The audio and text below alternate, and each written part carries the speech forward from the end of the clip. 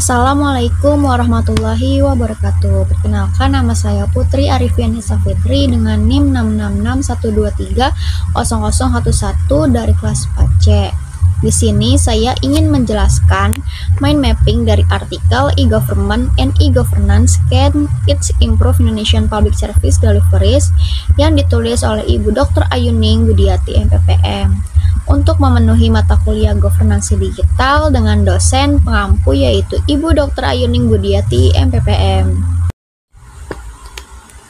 Lalu di sini ada definisi dari e-government dan e-governance. Yang pertama itu e-government adalah proses penggunaan teknologi, informasi, dan komunikasi untuk meningkatkan efisiensi, efektivitas, transparansi, dan akuntabilitas pemerintah. Singkatnya, e-government dapat terjadi dalam proses koordinasi kebijakan dan implementasi kebijakan yang melibatkan warga negara, bukan hanya dalam pemberian layanan. Selanjutnya, definisi dari e-governance yaitu merupakan keputusan yang perlu dibuat dalam diimplementasikan dengan baik dalam implementasi e-government. E-governance membutuhkan pemikiran strategis dalam memproses dan mengimplementasikannya. Selanjutnya ada tujuan. Yang pertama yaitu untuk meningkatkan aksesibilitas layanan publik.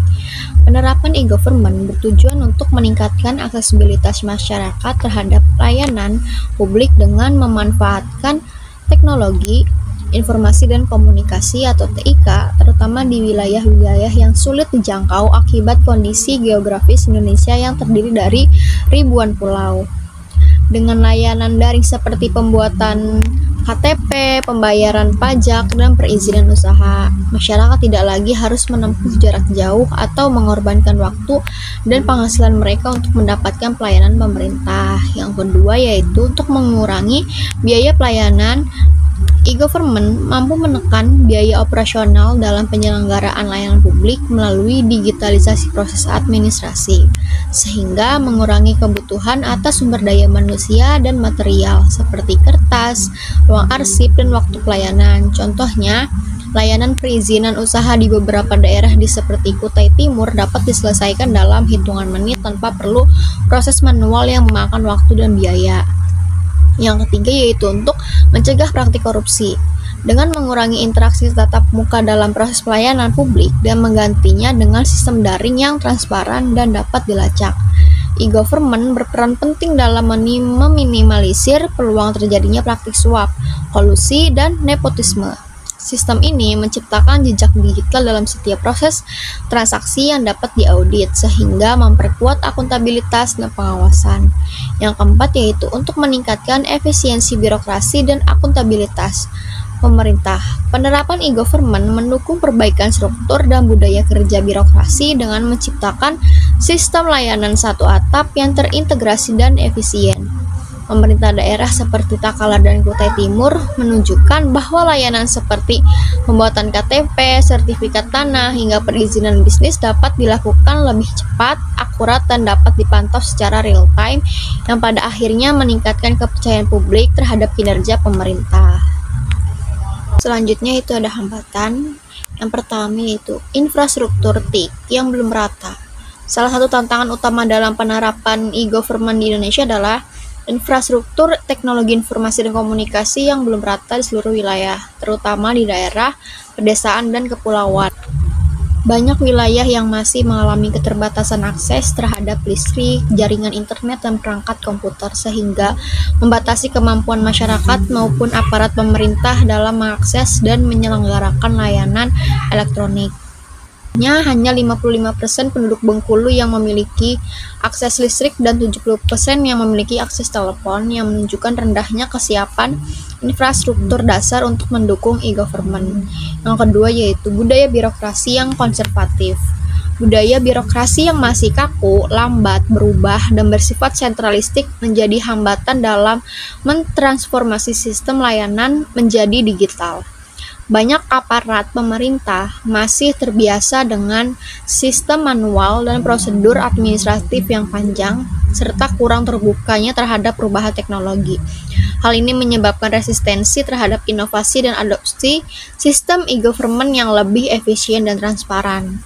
Yang ketiga, rendahnya literasi.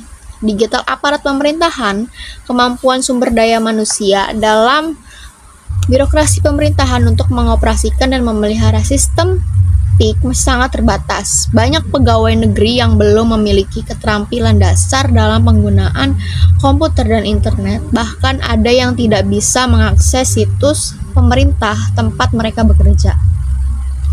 Hal ini mengakibatkan kualitas pengelolaan website rendah, minimnya pembaruan informasi, serta kurangnya interaksi digital dengan masyarakat. Yang keempat yaitu kurangnya koordinasi antar lembaga pemerintah.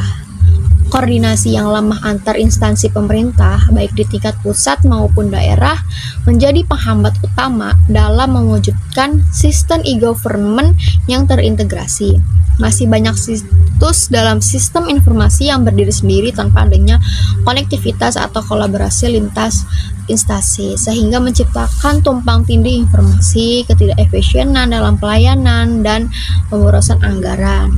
Kasus nyata seperti adanya koordinasi antara Dinas Meteorologi dan pemerintah Provinsi DKI Jakarta saat bencana banjir menunjukkan dampak serius dari lemahnya koordinasi ini.